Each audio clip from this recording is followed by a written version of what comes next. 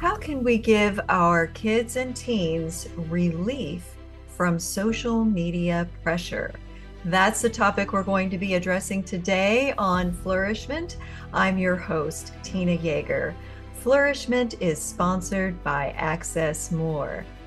Do you want to go deeper in your faith even while you're on the go? No matter how busy the season you're in, Access More has a library of faith-based podcasts to help you grow spiritually. With podcasts from Christian thought leaders such as Christine Kane, Lisa Harper, Taryn Wells, and Bob Goff. You can hear podcasts on religion, culture, family, entertainment, and so much more. Access More gives you a safe space to find inspiring conversations about faith. Start listening today at accessmore.com. Today I have with me John Perritt, who is the Director of Resources for Reformed Youth Ministries. He has served in student ministry for over 20 years. He's the host of the Local Youth Worker podcast and is a frequent conference speaker. He's the author of several books, including his most recent, Social Media Pressure. Welcome, John. I am so delighted to have you on the show today. This is such an important topic. Tina, thank you so much for having me on. Yes, you're right. It is very important, and I'm looking forward to talking with you about this. So tell me what it is that really led you to this topic. I can only imagine how much of this you've seen in social media pressure in your own ministry. Yeah, really, it's exactly that. Being in student ministry for over 20 years and just watching how this has, developed this new technology. As I've said, as I started out in student ministry, I can remember when students began walking in the youth room and they would be texting on their phones. And I was thinking, why would you text someone if you could just call them? You've got a phone. And of course, that's primarily what we do now is we text over talking. And so just kind of from that point to smartphones coming along to apps becoming so popular and seeing the increased concern of how this is impacting us. And as many people say, the research isn't even out there. I mean, these haven't been around long enough to really see what kind of an impact it's having on our students, but some of it we do know. And so, yeah, just being in student ministry and seeing the impact it had on students, that's what led me to really begin trying to develop this devotional for them. And from a therapist standpoint, we know that children and adults will see some neurological changes if they are focused too much on blue light wavelengths and upon those quick reward systems that are kind of addictive, really, when you're dealing with social media likes and people just can't put it down. And that's true for adults and teens. What are you seeing that is specifically a problem for teenagers? Well, I mean, it's really a lot of what you just highlighted, but I think if you kind of had to sum it up into maybe one big thing, and maybe the most concerning is just the screen time, the amount of time students spend on there. As you talked about addiction, talked about depression, anxiety. It seems like the research has said the strong correlation there is the amount of time students are spending on their devices, that, as screen time goes up, depression and anxiety typically do go up. And, from the Netflix documentary, The Social Dilemma, to Adam Alter's book, Irresistible, we've learned that so many of these devices are designed to draw us back in, that they do have, as you were talking about, just kind of rewards in the brain and the neuroplasticity of the brain, forming habits for students. And so, yeah, I guess, again, summing it up in one thing, screen time would be kind of the main, maybe the big umbrella that a lot of these issues would kind of fall under. And this is a developing brain when you're talking about children and teenagers, and the addiction and the exposure to social media is creeping backward in the age groups that it's affecting. And we're also seeing, due to the isolation of the recent seasons we've been through, that kids are more attached to their screens. Would you talk about that a little bit? Yeah, for sure. Isolation. I know that there was someone, I'm forgetting the author's name, but he had 10 charts that kind of sum up some ways in which our culture is shifting. And isolation was kind of the number two chart, that teens are reporting that they have less close friends, that they are, remaining in their rooms for extended periods of time, that there's a sense in which they're getting some kind of social interaction. And I always want to pull back and say that there are some good aspects to social media, that we know it can foster community, that technology is a gift from God that can be utilized in different ways. And so I don't want to just say there's no value there, but as students get this kind of small taste of community through some of the social media platforms, they are sacrificing real in-person community. And so, yeah, increased reports of loneliness, of isolation, that are very concerning, as you said. And in-person relationships, as we know, are not the same as online on-screen relationships. There's a dehumanization that happens, and it leads to cyberbullying, comparisons, all kinds of other things. Can you talk about some of the problems of only relating to other kids online through social media contacts or video game contacts that kids make when they are playing video games in groups together? Absolutely. I mean, as you kind of talked about the incarnational relationships, being together in the same, physical space. There's something about being around individuals that, we all have different personalities. God's gifted us with different personalities. And when we're actually looking in someone's eyes and sharing the same physical space, we act differently than when it is when we're alone. And so you're kind of blending the two when you're alone and you're engaging with someone through a social media platform. We know we oftentimes don't say things that we would say if we were in the same physical space with someone, that we may say things more candidly, more harshly. As you talked about cyberbullying, I mean, there's so much that's just fostering. I mean, there's certain, social media platforms that allow students to post anonymous messages without, any kind of consequence for what they say. And of course, some of these apps have just led to some of the harshest comments you can imagine. And again, going back to as you're talking about the developing brain, it's very concerning to think about. The U.S. Surgeon General just had a report recently, I guess in the last couple of weeks, and it's the ages are getting younger with these devices of 8 to 12-year-olds that have smartphone, that have various social media platforms, and you're thinking their brains are just in the middle of all this development, and how are these devices shaping them? It is concerning. I don't want to be an alarmist, but it is concerning for sure. And again, the U.S. Surgeon General is highlighting some of those sobering statistics.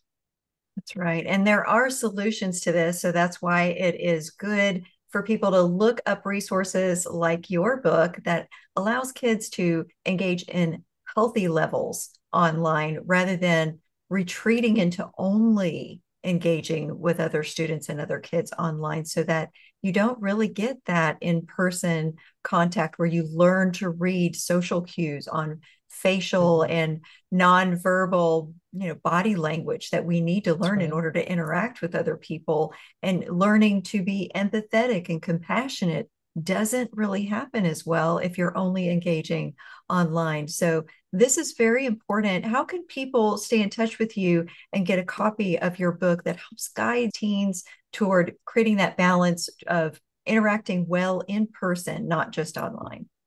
Yeah, thanks, Tina. So I work for Reformed Youth Ministries, and people can go to rym.org, and there's all sorts of resources that we have on our website. We have student conferences as well as training for youth leaders, for parents. In reference to the book, it is currently available on Amazon, and so people can go check it out on Amazon, as well as New Growth Press. So RYM produced this in partnership with New Growth Press, and right now, New Growth is offering the book at a 30% off, and they're extending that through the month of July. And so if people use the code RYM30, they can get it for 30% off. And so we definitely want to point people to New Growth Press's website, and as well as Amazon. And in this second portion of our conversation with John Perritt, we're going to talk about some practical things that parents and teens, if you happen to be a teen and you're listening, can do to get relief from social media pressure. So let's talk about the pressure point. How can kids unhook from that pressure? Because I know even as an adult, there's times when I can't keep from grabbing onto my phone. There is a pressure to keep working on that Mhm. social media post and checking to see if it's really getting anywhere. So how can teens get relief from that? There are so many ways. Towards the end of each entry in this devotional, there's something called an alongside practice. And so, as people work through the devotional, you'll see a lot of practical tips on how to engage with your social media and smartphone in a healthy way. Because, as you said, we don't want to just throw it out altogether, but we do need to put some boundaries in place. And so, there's a lot of just helpful suggestions, practical suggestions. I mean, one of the alongside practices is just to get together with your friends and go do something together, and not share it at all.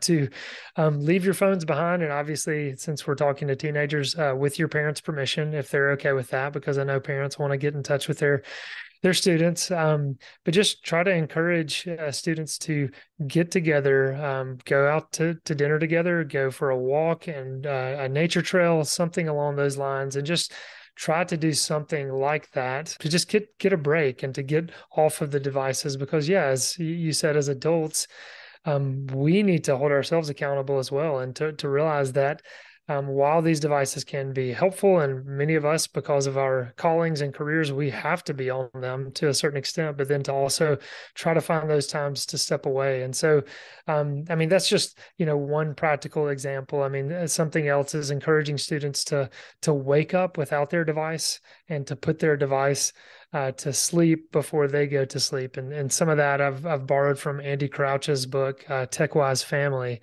But I think it's just important to bookend our days without technology, and especially for students, to have time where they wake up in the morning to go get some fresh air, step outside, to brew a cup of coffee, and enjoy just something tactile.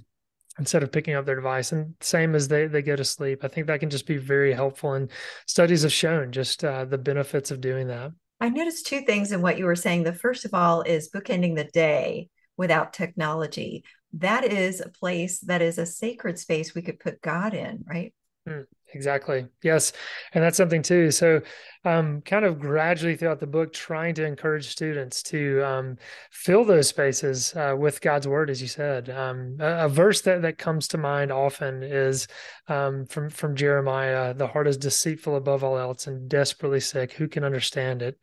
And so for me, I've thought about, that means as I wake up and I get out of the bed, my heart is speaking lies to me. And as I go throughout my day, my heart is speaking lies to me. And so trying to get students to see that, as they wake up, as they go about their day, as they look in the mirror, getting ready, their heart is lying to them and is feeding them with so many lies that are destructive. And, as you get on social media, you think of all the comparison, all the body image issues that are related to social media.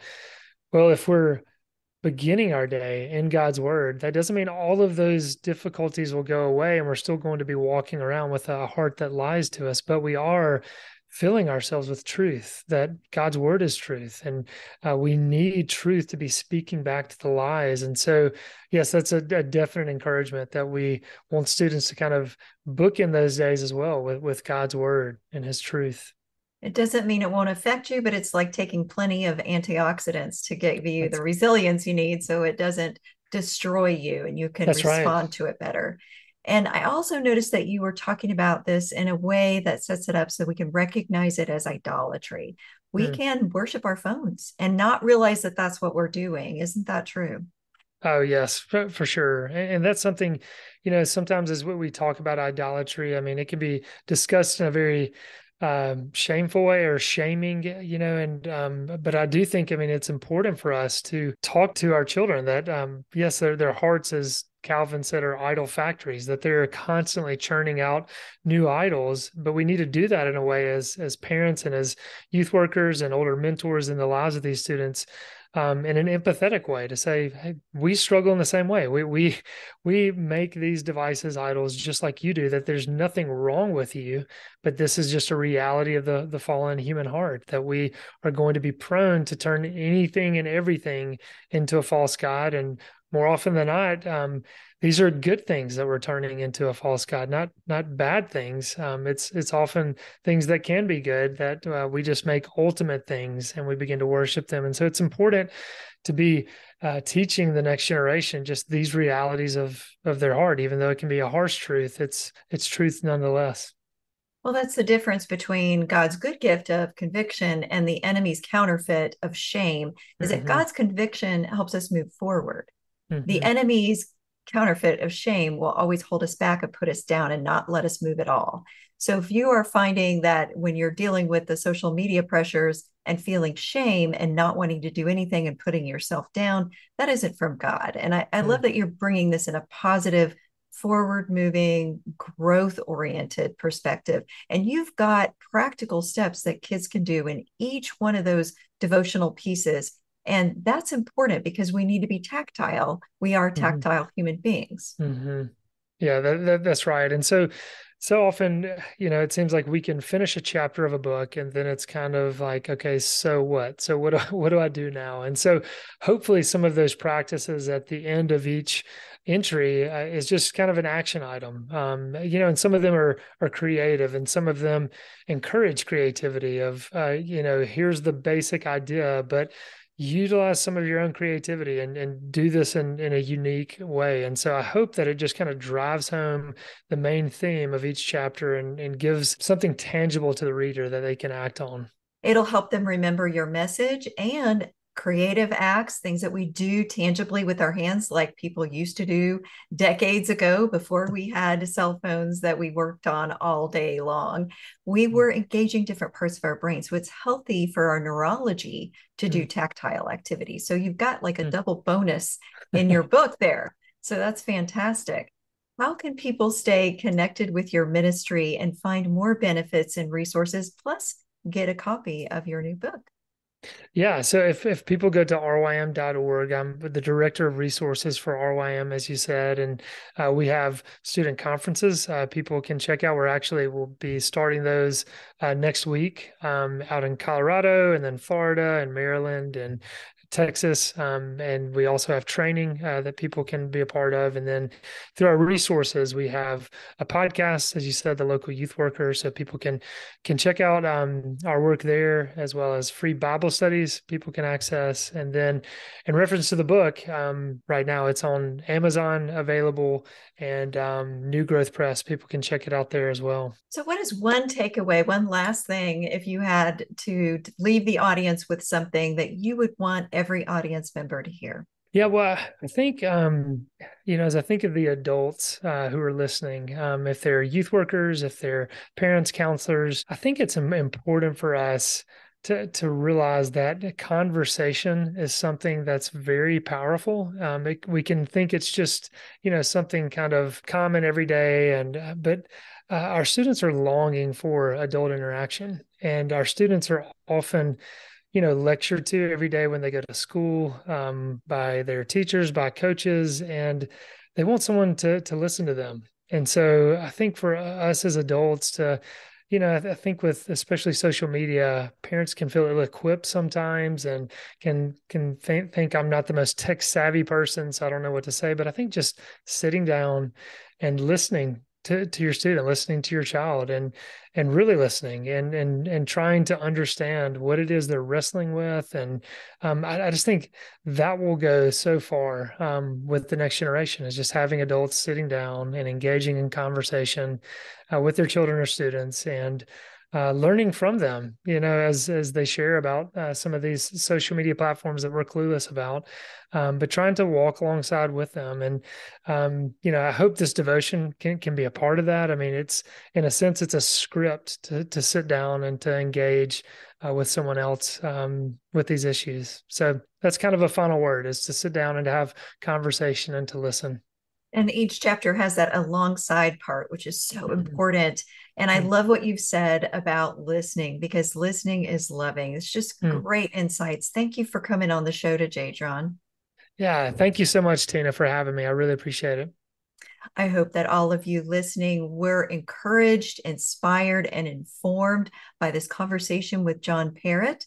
And I also hope that you will come back for the next episode of Flourishment. Flourishment is part of the Spark Media Network and can be found on the Edify app.